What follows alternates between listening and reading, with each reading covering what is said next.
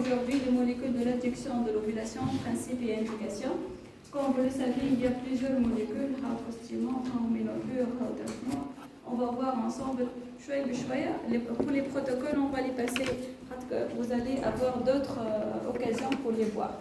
Mais notre objectif d'aujourd'hui, c'est de voir les principaux molécules de l'ovulation, de la stimulation de l'ovulation. Donc, comme vous le saviez, toute procédure de PMA contient plusieurs étapes, dont la stimulation de l'ovulation est la principale et voilà, l'étape cruciale dans cette protocole de procréation médicalement assistée. D'un protocole de stimulation simple de l'ovulation pour avoir une grossesse. Donc la stimulation, on va s'intéresser à la stimulation ovarienne, induction de l'ovulation. Donc comme vous le savez, il y a deux types de stimulation. Il y a la stimulation hors-FIV et hors-FIV-ICSI, et la stimulation simple qui est hors-FIV-ICSI et la stimulation au cours de FIV ou la ICSI. Donc, ce qui fait la différence, c'est quel type de stimulation. Est-ce que c'est une stimulation possible ou la monofolliculaire, et l'autre, c'est une stimulation qui est dite plurifolliculaire. On va commencer par la première. Donc, la stimulation ovarienne hors FIV, comme on a déjà dit, c'est une stimulation mono ou la possifolliculaire. On n'a pas besoin de plusieurs follicules, mais 1, 2, 3 follicules au grand maximum pour éviter tout ce qui est grossesse multiple et éviter tout ce qui est syndrome d'hyperstimulation ovarienne. Cette stimulation, les principaux indications, ce sont l'ovulation, les syndromes des ovaires polykystiques ou les simples hypofertilité chez les femmes jeunes. Du coup, cette induction, on peut la voir au cours d'un cycle d'induction simple ou induction simple plus insémination intra-utérine. C'est la stimulation mono ou la possifolliculaire. Donc, cette stimulation, elle utilise deux types de molécules utilisées, les stimulateurs et l'inducteur de l'ovulation. On va commencer. Donc, on a deux types de molécules, les stimulants de la croissance folliculaire, trois stimulateurs de follicules, ce sont les anti-oestrogènes, les gonadotrophines et enfin les pompes LH-RH. Et on a le deuxième type qu'on va utiliser au cours de ce protocole, ce sont les déclencheurs de l'ovulation tels que la ACG ou les analogues, les agonistes de la LH-RH.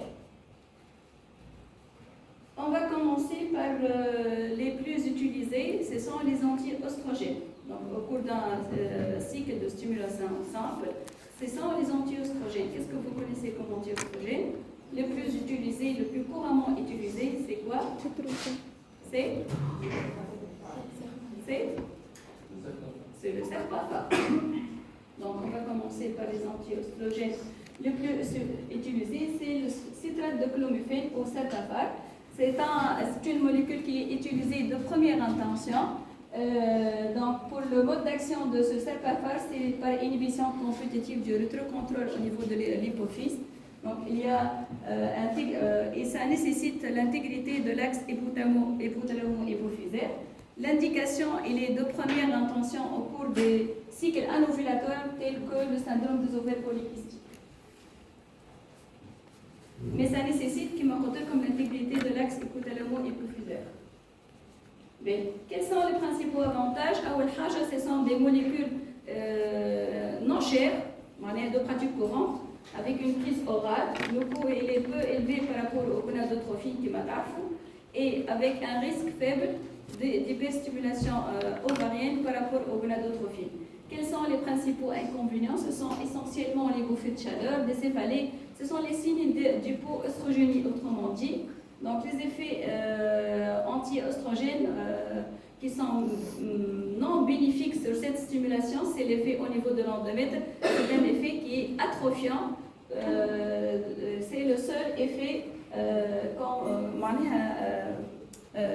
non bénéfique de cette stimulation par le Serpafar.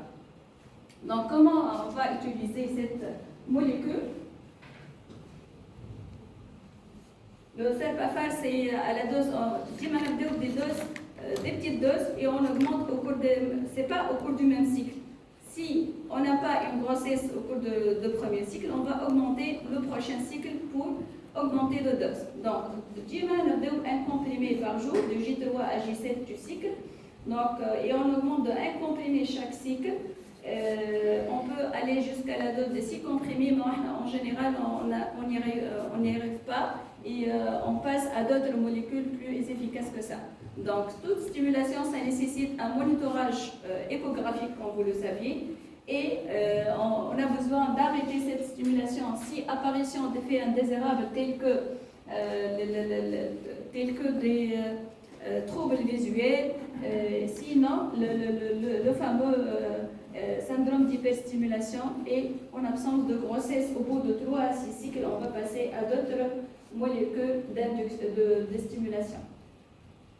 Qui comme parfois il est mal toléré par les femmes, essentiellement ce sont des effets digestifs et on demande aux femmes de prendre ça au cours de leur repas, ça donne moins d'effets indésirables digestifs. Mais quels sont les autres effets secondaires, comme on l'a déjà dit? Essentiellement ce sont des céphalées, des troubles visuels et n'oublions pas l'effet néfaste sur la glaire et de l'endomètre et le risque d'hyperstimulation. Quel est le deuxième anti-oestrogène qui de nouveauté où elle est actuellement utilisé en cas surtout de syndrome des ovaires polykystiques? Létrozole. C'est le létrozole, donc c'est une molécule nouvellement, voilà, c'est pas nouvellement, depuis quelques années, elle prend de la place dans la stimulation ovarienne simple, voilà, dans un cycle de stimulation en insémination intra-utérine, c'est les anti-aromatases. L'anastrozole, donc Femaplex ou la Femara, elle est commercialisée sous le nom de Femara. Donc, c'est une anti-aromatase dont le mode d'action, c'est l'inhibition de l'enzyme qui est l'aromatase, qui est à l'origine de l'aromatisation des testostérone ou des androstendiones en oestradiol.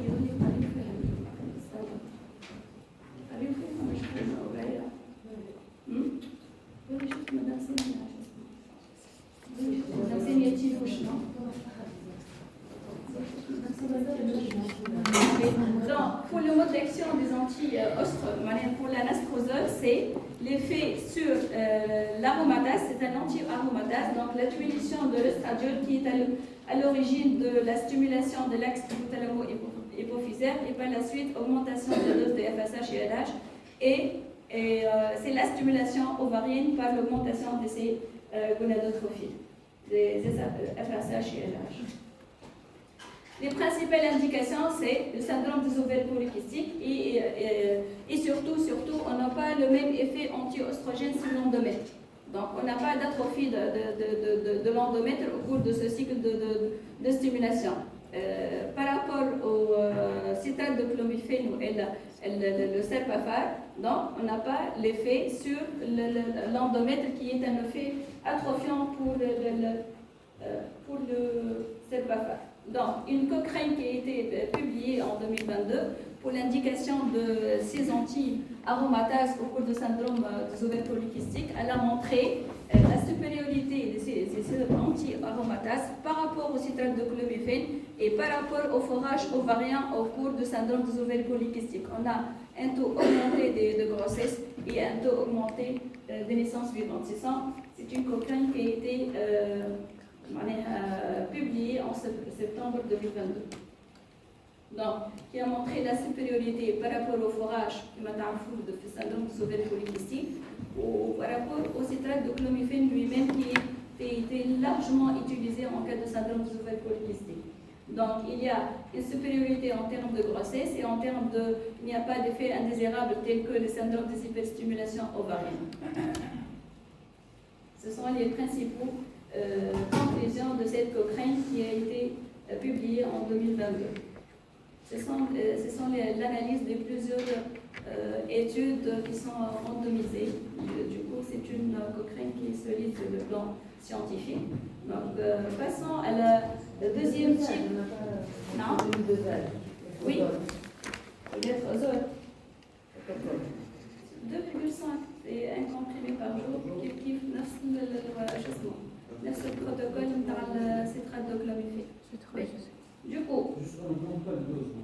نعم نجم نمشيو حتى ل 2 comprimés. Donc la stimulation ovarienne hors fil. Comme on a trois types de stimulateurs. On a les anti-oestrogènes, le Selpafar, et le deuxième c'est le Femara. Le deuxième molécule qu'on peut utiliser ou qui est largement utilisée actuellement, ce sont les gonadotrophines. Ces gonadotrophines, donc c'est ce qui est de l'historique de cette gonadotrophine. Il existe 4 types de gonadotrophines selon leur origine. Donc on a commencé depuis 1937 par la découverte de la gonadotrophine extraite du sérum du jument gravide. Donc il y avait une hormone qui sert à la stimulation ovarienne qui est extraite du sang du jument gravide. Mais cette gonadotrophine équine donc a été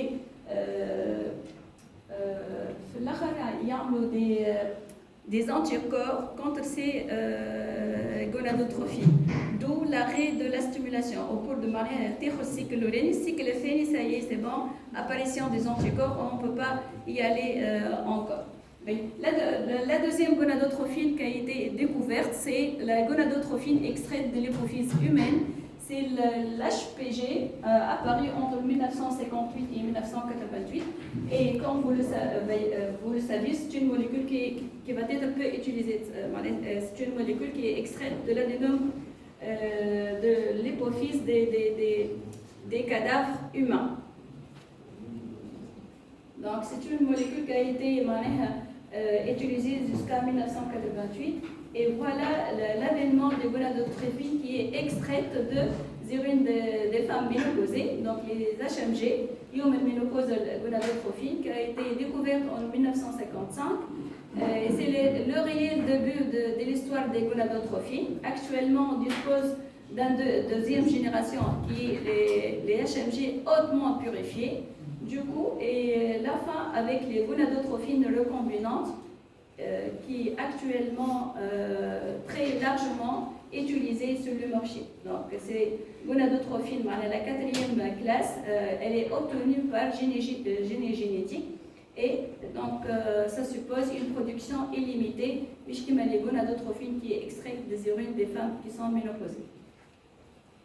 Bien, donc, les gonadotrophines extraites des urines des femmes ménopausées et les gonadotrophines synthétiques ou elles produites par génétique, on va les voir molécule. Donc, pour l'origine urinaire, ça suppose les femmes une activité FSH et LH.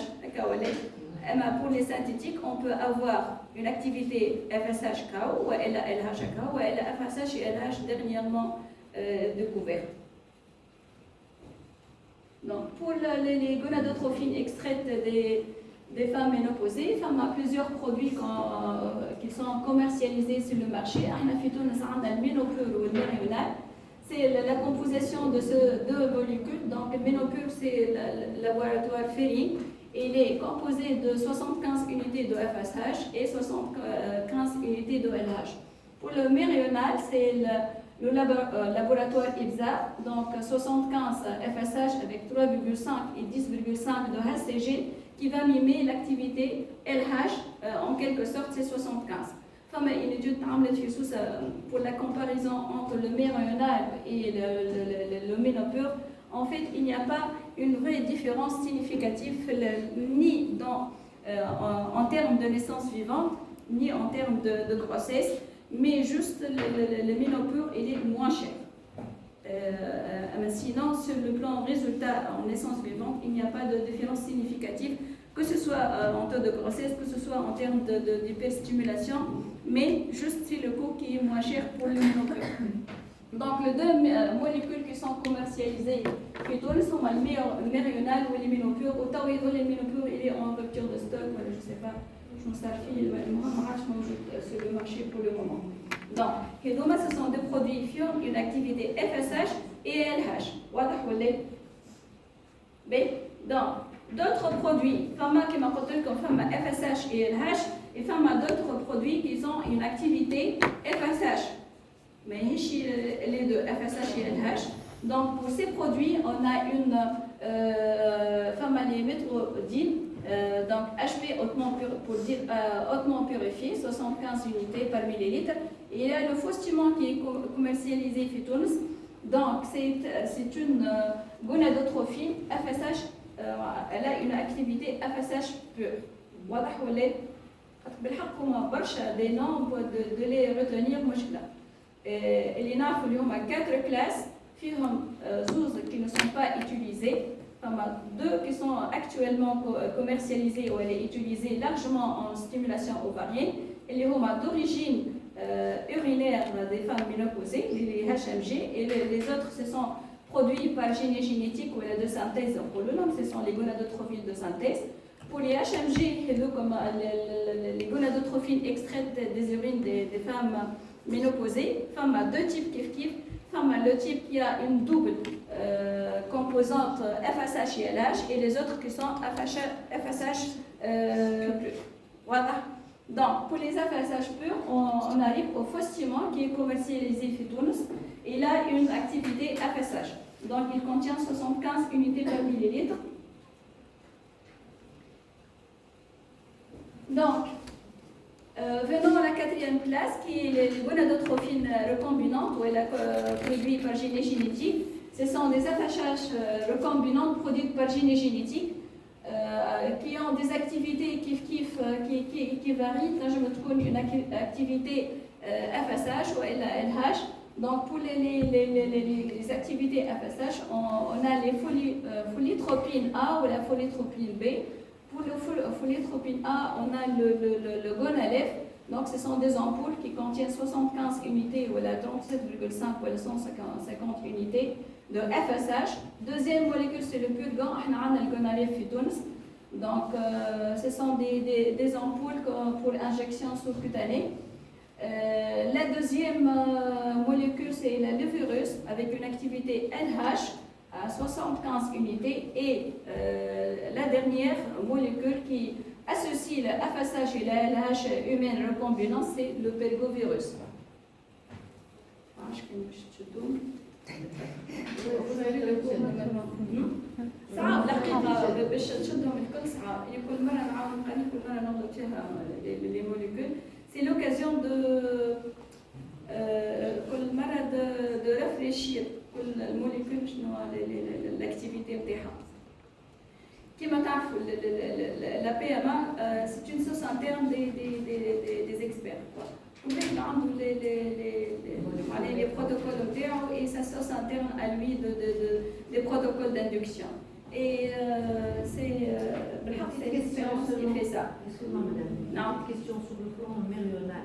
On a dit 3,5 ou 10 يقول لك الكومبوزيشن نتاعو ما بين 3,5 à 10 unités, ما بين 3,5 à 10 unités de HCG qui est équivalente à 75 unités. Ce sont deux molécules équivalentes. Le HCG a l'activité.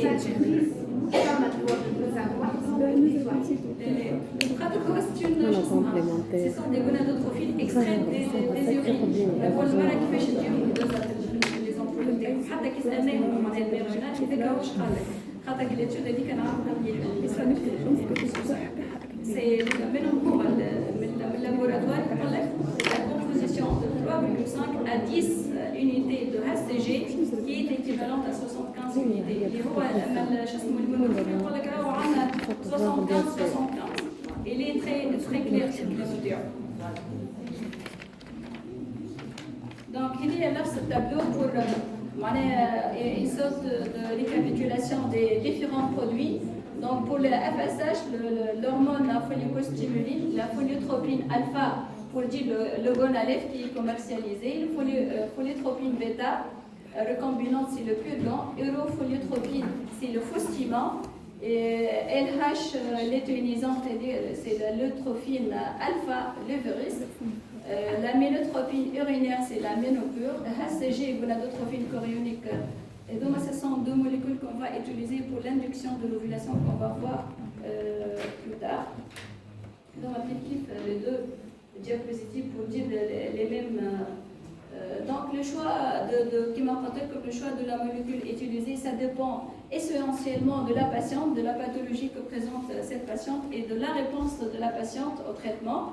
Le choix d'une gonadotrophine à action FSH pure ou action combinée dépend du bilan hormonal de la femme. Est-ce que le bilan hormonal, est-ce qu'il y a une LH qui est plus ou moins diminuée ou la FSH limite? Donc une réponse harmonieuse. Qu'est-ce qu'on vise comme objectif à travers cette stimulation? C'est une réponse harmonieuse avec un oestradiol indispensable pour une bonne maturation de l'ovocyte et le développement de l'endomètre. Il faut que l'endomètre soit réceptif pour une nidation et il nécessite la présence d'une LH endogène ou exogène. Donc le choix, ça dépend de plusieurs facteurs, que ce soit une LH ou LH, FSH. Donc, c'est-à-dire associer une activité LH en fin de stimulation, ça peut améliorer les chances de grossesse, surtout en dehors de fibrexie, c'est-à-dire pour une stimulation avec... Ok. Donc, pour le mode d'action des gonadotrophies, qui m'a rappelé que ces gonadotrophies agissent comme leur homologue endogène directement au niveau des follicules ovariens. Donc, c'est une stimulation directe des follicules ovariens. Elles peuvent donc être utilisées dans tous les troubles de l'ovulation dès lors qu'il existe des follicules entre eux et possédant ces récepteurs aux gonadotrophies. Les principaux indications, c'est en cas d'échec de contre-indication ou la contre-indication au citrate de clomiphène, en cas d'échec de pompe à LH dans l'insuffisance hypothalamique profonde et de première intention dans l'insuffisance hypophysaire. Et comme coup de pouce, ça rate qui m'a dans un cycle naturel, on a pu choisir gonadotrophine pour stimuler un follicule. Mais quels sont les avantages de ces gonadotrophies? C'est plus ou moins plus efficace, la plus utilisée qui maintenant. Les inconvénients, essentiellement, c'est le coût élevé des gonadotrophines, l'administration par injection, elle s'auto-injecte, et le risque élevé d'hyperstimulation ovarienne, surtout en cas de syndrome des ovaires polykystiques, quelques rares cas de choc allergique, mais c'est rare. Mais,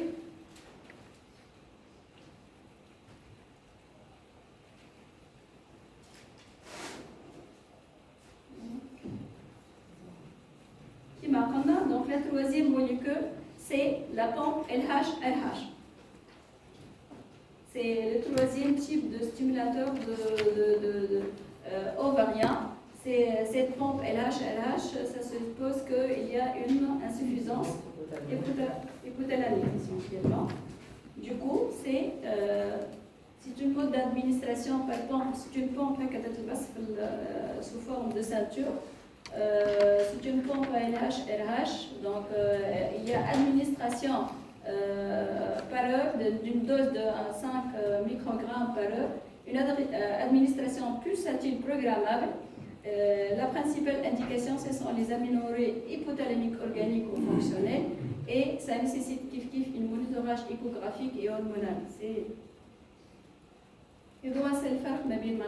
la pompe qui m'a porté comme toute le basse. Donc, ça donne des pulsations d'hormones de GnRH et ça provoque la stimulation de l'axe hypothalamo-hypophysaire qui est déficient en cas d'aménorrhée hypothalamique. Pour la stimulation orphique, donc qui m'apprend la femme les stimulants de la croissance folliculaire. Et les deuxièmes molécules utilisées, ce sont les déclencheurs de l'ovulation, comme l'ACG et les agonistes de RH. Donc, pour l'ACG, c'est essentiellement une ACG urinaire.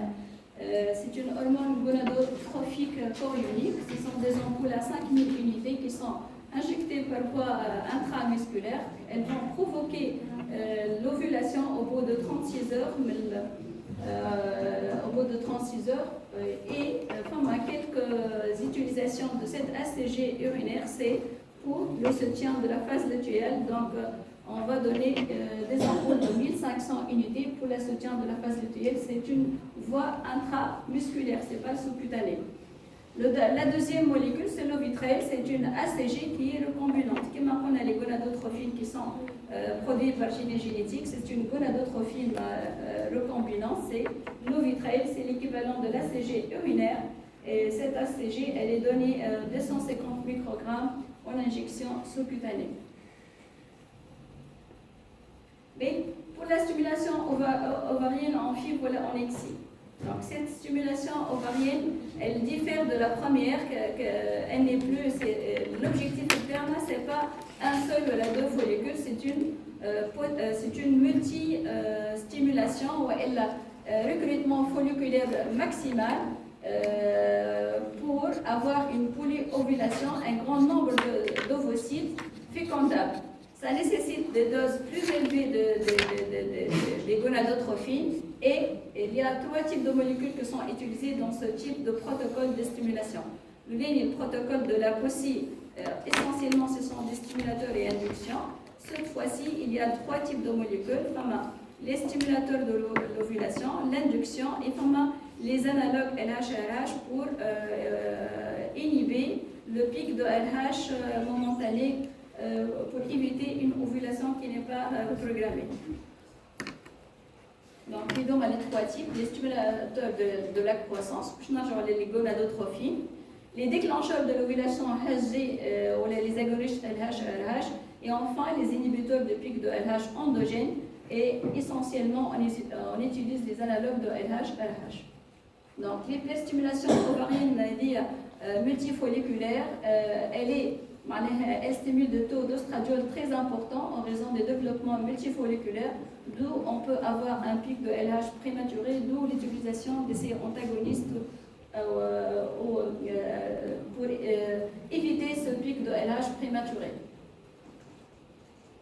Donc, 2 molécules peuvent être utilisées, sont les agonistes de la LH-RH ou la GnRH.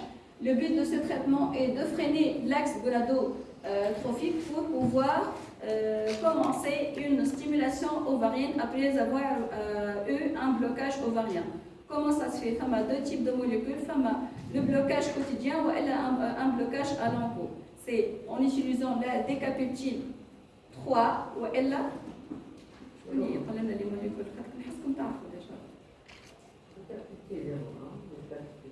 et dit que ça bloque comment? De façon comment? Et l'autre? Longue durée. On obtient ce blocage au bout de 2 à 3 semaines. Donc, le but du traitement est de freiner l'axe gonadotrophique par saturation des récepteurs. Dans un premier temps, ces molécules entraînent une activation. C'est l'effet activation, stimulation augmentée de FSH-LH, d'où un effet flammable pour augmenter la stimulation ovarienne. Puis, on obtient le blocage ovarien pour pouvoir commencer une stimulation à tête reposée sur des ovaires qui sont bloqués. Et ce blocage, ça s'obtient au bout de 2 à 3 semaines.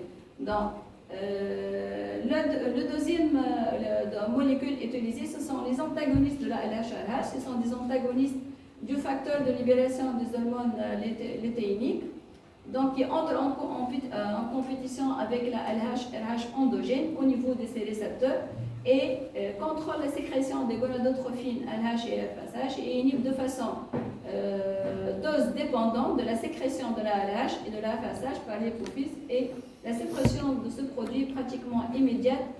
Une fois au après, c'est bon, le blocage. Donc, les 2 molécules qui sont utilisées, qui les analogues de la GnRH, qui est la décapeptine, 3 mg, qui a une libération prolongée. Et dit à le blocage au bout de 2 à 3 semaines, ou elle a 1 mg par millilitre qui est une voie sous-cutanée. Et la deuxième molécule qui est utilisée de façon journalière, qui sont des antagonistes, ce sont les cétrotides qui sont commercialisés en Tunisie. Et surtout,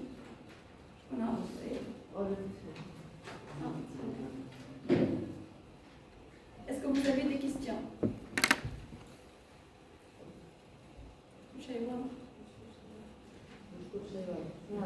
Est-ce que vous avez des questions?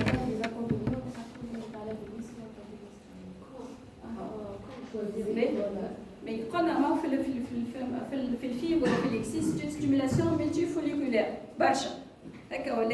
شنو الريسك نتاع ستيمولاسيون مالتيفوليكولير اللي هو فما البيك دو ال اتش كي بريكوس دو معناها مش نخلطوا عليهم بور فير لا بونكسيون لي فوليكول هكا ولا دونك سا نيسيسيت ان بلوكاج فما دو تيب دو بلوكاج يا نبداو ان بلوكاج قبل 2 ولا 3 سمين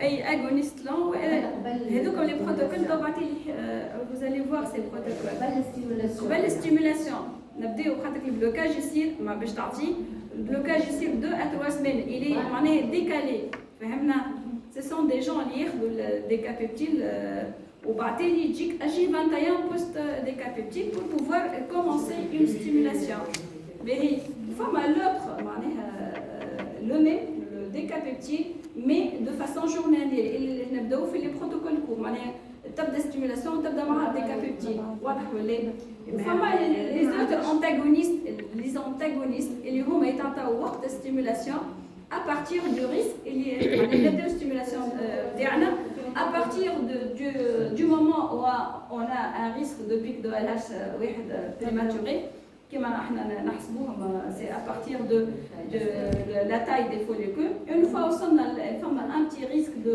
pic de LH qui est prématuré, on va commencer les antagonistes اللي هما السيتروتين واضح؟ هذايا الفرق ما بيناتهم سي جورنالي تاخذ ما نستعملوش برشا ما عندوش فلاغ كيما البروتوكول اللي نحكيو على البروتوكول لون عنده لي فلاغات اللي ما فيش لا البروتوكول لون avec le décapeptile هذيكا سي لو بروتوكول لون اللي فيه فلاغات فهمنا دوما تعطيه يعطيك معناها ان افي كي ستيمولون سور لي فوليكول وبعدين يعطيك شو اسمه اللي فيه بلوكاج قد تكون سي ان افي او لون تيرم واضح ولا مش واضح خاطر هي ستيمولاسيون تصير من اللي فيه بولساتيل وين فوا احنا هي دوز على طول سي لي فيه بولساتيل المره الاولى باش يعطيك لي فيه فلاغات وبعدين باش يرجع للبلوكاج واضح ولا هذا هو الفرق ما بيناتهم لي دو éléments et ce sont des molécules qu'on utilise au cours des cycles FIV والا اكسي ماهوش كيما لا ستيمولاسيون سامبل ولا لا ستيمولاسيون au cours de cycle معناها ستيمولاسيون بلس انسيميلاسيون انترايكول هذوما كما قلنا لي ديفيرون موليكول احنا نستعملوا في الاكثريه نستعملوا الديكا 3 ونرجعوا نسي اجي 21 pour commencer une éventuelle stimulation. Sinon, le deuxième protocole utilisé, c'est avec les protocoles antagonistes avec le cétrotine.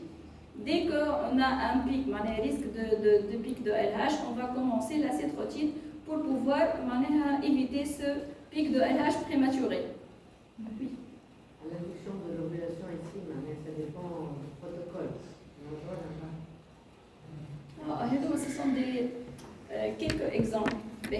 Prenons les citrates de clomifène ou le fumara peut être utilisé seul ou en association avec les gonadotrophies. إذا c'est suffisant, on a la stimulation avec le citrate de clomifène ou le serpafar. وبعدين باش نرجعوهم pour une échographie de contrôle. نرجعوهم J8 ou J10 pour voir cette stimulation.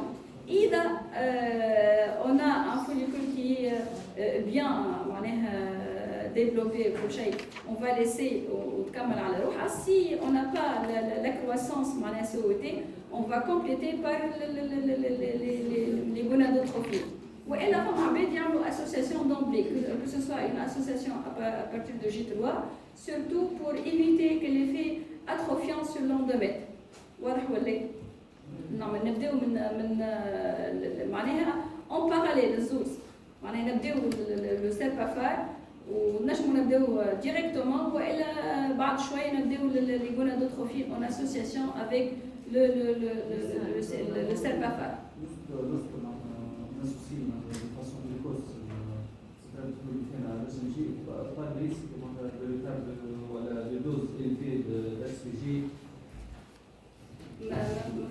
les réha, pas de risque. C'est ça. On peut déclencher l'ovulation avec le HCG. On peut faire ça. باش تبدا انت J'ai pas compris la question. 2002, soit on associe de façon très précoce la chirurgie aux états de clinique, soit on attend pour la façon de la chirurgie. Lorsqu'on associe de façon précoce, est-ce qu'il y a un risque de doses élevées de HCG, G13 ou on essaie de chose élevée. معناها تخاف من l'hyperstimulation. Ce sont des femmes ماهوش à risque d'hyperstimulation en général. فهمنا؟ ماهوش syndrome de polycystique il va associer la on associe de façon précoce pour les mauvaises répondeuses. On a pris. Pour les normaux-répondeuses, on n'associe pas, on a des choses en parallèle. Il manque la stimulation, ça va faire. On va de chouchou l'évolution, on associe de façon secondaire. Pour les mauvaises répondeuses, les femmes qui sont mauvaises répondeuses, tu as déjà le profil de cette patiente, on associe de façon précoce. وقت انت بالفعل ما عندكش حتى خوف من l'hyperstimulation. Donc on associe de façon précoce essentiellement pour les femmes qui sont des mauvaises répondeuses. واضح ولا؟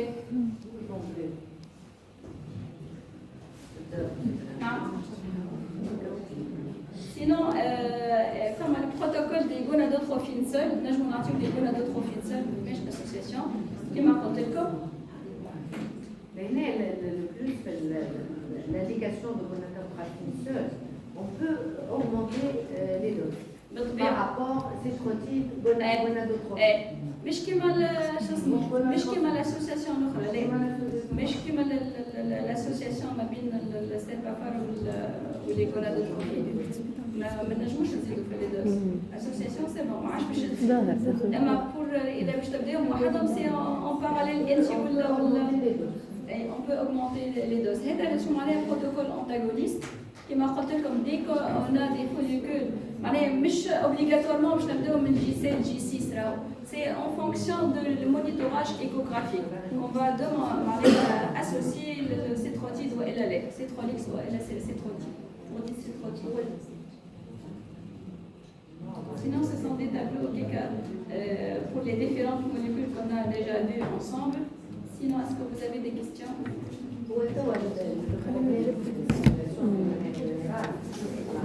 Le choix de